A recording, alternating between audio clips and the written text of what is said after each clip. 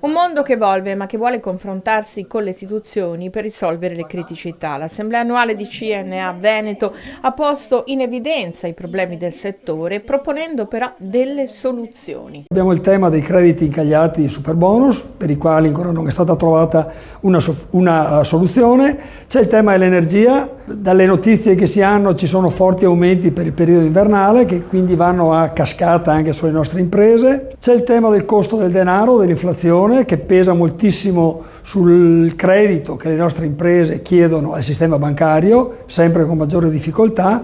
Mettiamo insieme queste cose, aggiungiamoci poi la necessità per la transizione ecologica, la transizione digitale e tutto il resto che serve per rinnovare le imprese, la situazione chiaramente si presenta abbastanza complicata. Abbiamo bisogno di ripartire dalle persone. Le persone sono quelle che muovono l'artigianato e che sono in grado di determinare anche scelte strategiche dal punto di vista dell'accompagnamento alle tecnologie e l'evoluzione competitiva del nostro territorio. Tutto questo però non riusciamo a farlo da soli. Per tornare ad essere locomotiva nel Veneto dobbiamo interagire con gli altri territori vicini e soprattutto rafforzare il dialogo con le parti sociali.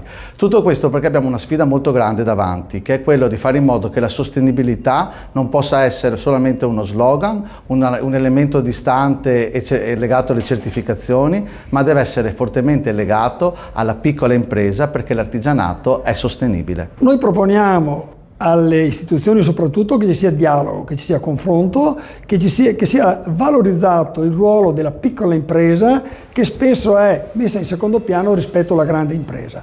La piccola impresa è un valore del nostro territorio, il valore dell'Italia, per il Made in Italy e non solo, e quindi le politiche economiche fatte dalle istituzioni, dal governo, le scelte che farà la politica devono essere indirizzate anche allo sviluppo, alla crescita appunto delle piccole imprese che hanno un ruolo importantissimo, sono numericamente la massa maggiore di imprese del nostro territorio, della nostra nazione.